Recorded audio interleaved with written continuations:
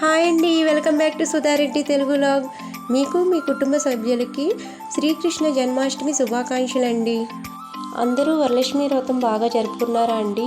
వరలక్ష్మీదేవి పూజ జరుపుకున్నావా అని అడుగుతున్నావు, నువ్వు చేసుకోలేదా అనుకుంటున్నారా?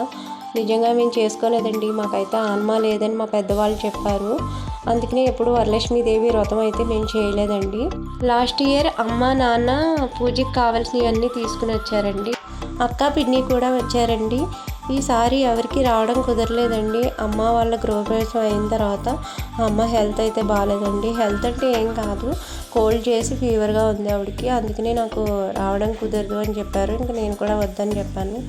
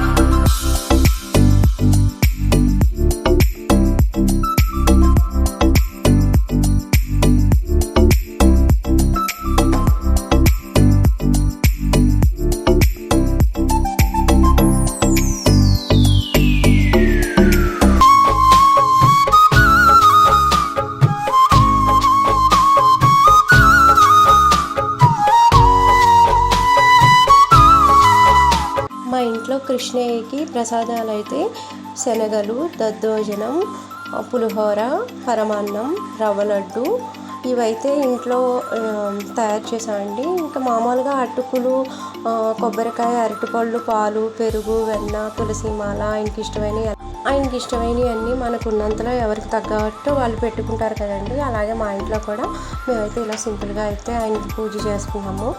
అదే మీకు కూడా చూపిస్తున్నాను, చూసేయండి.